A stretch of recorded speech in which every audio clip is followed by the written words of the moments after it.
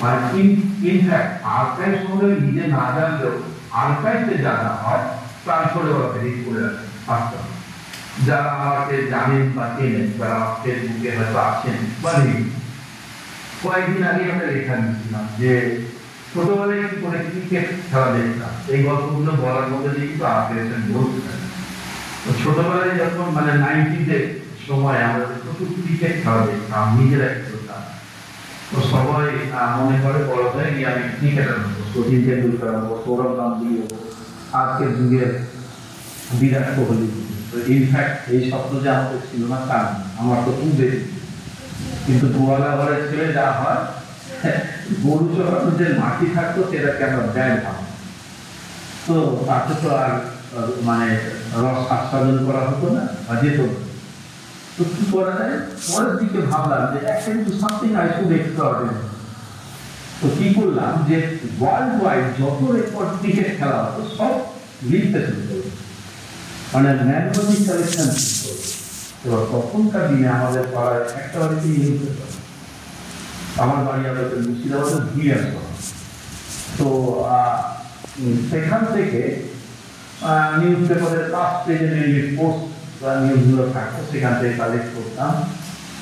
পরে যখন যেগুলো পেতাম না সেগুলো কালেক্ট করার জন্য আমাদের ঝাড়খণ্ডের পাকুর বলে একটি জায়গা আছে, যেগুলো রেলওয়ে স্টেশনে হিন্দু একটা পাবলিকেশন পড়া হতো, যেগুলো কম দামে অবিকৃত বইগুলো পাওয়া, পোস্টার বলে একটা ম্যাগাজিন পাওয়া, খেলা পোস্টার, স্পোর্টস ওয়ার্ল্ড। তখনকার দিনে ESPN.com বা ইন্টারনেট এই সমস্ত অ্যাভেলেবল না থাকায় এগুলোতে কাজ করছি। আমি গল্পটা বললাম, গল্পটা বলার পিছনে আর্কাইভের গল্প লুকিয়ে আছে। কিরকম যে আমরা দেখবেন প্রত্যেক, আমি খুব সহজ করে মানে এটাকে মানে বিষয়টা যাতে সহজে বোঝানো যায় সেটাই চেষ্টা করি, যেমন করে স্টুডেন্টদেরকে আমরা ক্লাসে বলি না। তো আর্কাইভ বলতে যেমন বলি যে আর্কাইভ শব্দটা, এই শব্দটা আসলে সৃষ্টি হচ্ছে আর্কিয়ন বলে একটা শব্দ থেকে, যে শব্দটা আসলে গ্রিক ওয়ার্ড। আরেকটা শব্দ হচ্ছে ল্যাটিন, যেটা আর্কিয়ন বা আর্কিভম, যারও এই গ্রিক এবং ল্যাটিন শব্দ দুটোর অর্থ হচ্ছে পাবলিক রেকর্ড, মানে সরকারি নথি।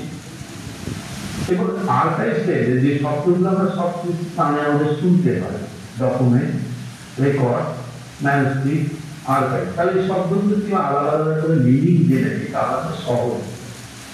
এটা যেমন আর্কাইভ, যে শব্দটার সৃষ্টি হয়েছে গ্রিক শব্দ আর্কিয়ান, ল্যাটিন শব্দ আর্কিয়া বা আর্কিভাম থেকে, এবং যার মানে হচ্ছে, যার অর্থ হচ্ছে পাবলিক রেকর্ড।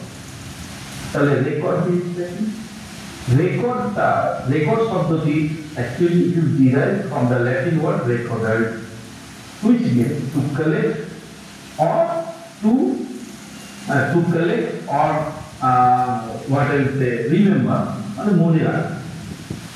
এবার যে রেকর্ড আর আর্কাইভ শব্দ দুটোর উচ্চারণ করলাম, দেখবেন আমরা প্রত্যেকে একটা সরকারি চাকরি করছি বা কোনো একটা বাড়িতে বাস করছি, বাড়ির দলিল বা যে কোনো সরকারি নথি বা নিজের টেস্টিমোনিয়াল লাইক মার্কশিট, অ্যাডমিট, এগুলো আমরা সযত্নে রেখেছি।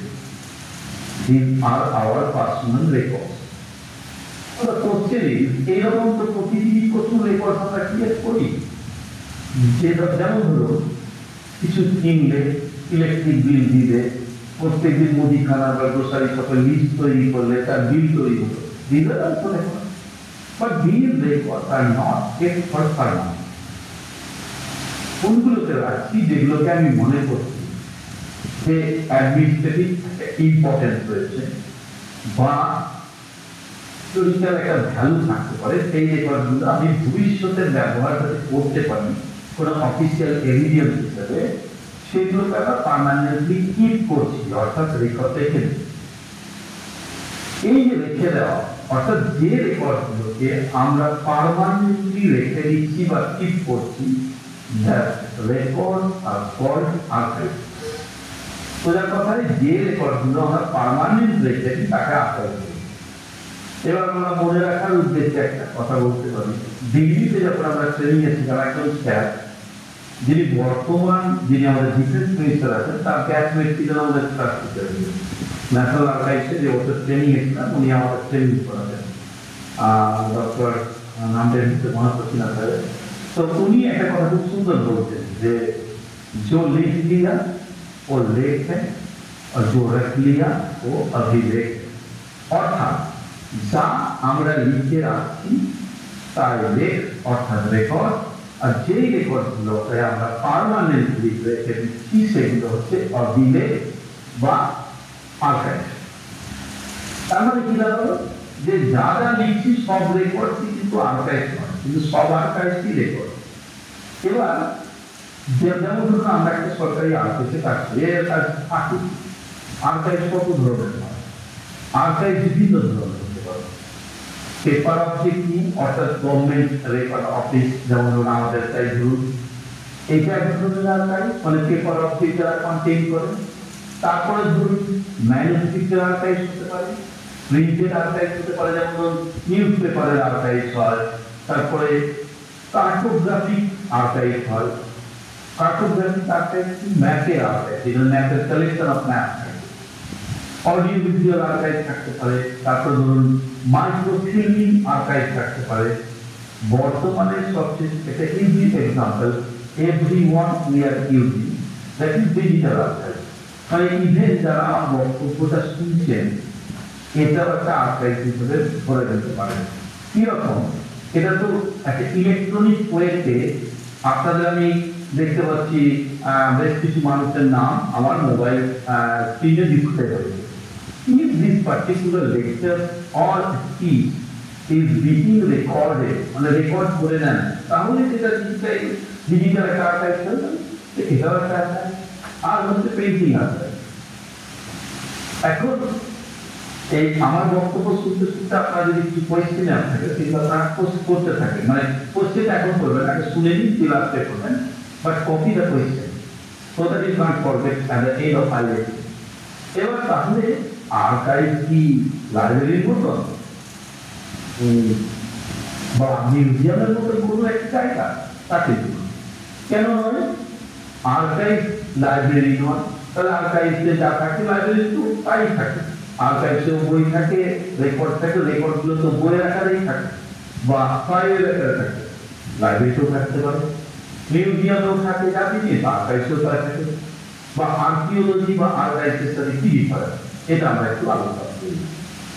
তাহলে সেটা কি? প্রথম কথা যে ধরুন শান্তিপুর লাইব্রেরিতে, শান্তিপুর কলেজে আপনার নিশ্চয়ই একটা লাইব্রেরি, সেখানে দেখা গেল যে আপনি কোনো একটা পার্টিকুলার বই খুঁজছেন, রবি ঠাকুরের কোনো একটা উপন্যাস খুঁজছেন বা রবি ঠাকুরের জীবনী নিয়ে একটা আপনি কাজ করবেন, কোনো একটা পার্টিকুলার বুক সেকশন আপনি খোঁজাখুঁজি করছেন, ক্যাটালগ দেখছেন।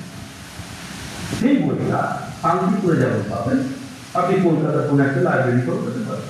ইভেন আমাদের আর্কাইভস একটা নিজস্ব লাইব্রেরি আছে, সেখানেও পেতে পারেন। তাহলে আর্কাইভস লাইব্রেরি ডিফারেন্স কোথায়? যে আর্কাইভ লাইব্রেরির একটা বই বা কোনো সোর্স বা কোনো ডকুমেন্ট যেটা ওখানে পাচ্ছেন সেটা কিন্তু সব জায়গায়, কিন্তু আর্কাইভসের কোনো ডকুমেন্ট যেটা এখানে পাবেন আর অন্যত্র কোথাও পাবেন না। তাহলে আর্কাইভের ফার্স্ট এন্ড ফরমোস্ট ফিচার হচ্ছে যে ইউনিকনেস অফ আর্কাইভ, এটাকে আমরা বলি ইউনিকনেস অফ আর্কাইভ, অর্থাৎ যেটা আর্কাইভে পাওয়া যায় আর অন্যত্র পাওয়া যায়। সেকেন্ডলি আর্কাইভ দেখবেন যে লাইব্রেরিতে বা যে কোনো এই ধরনের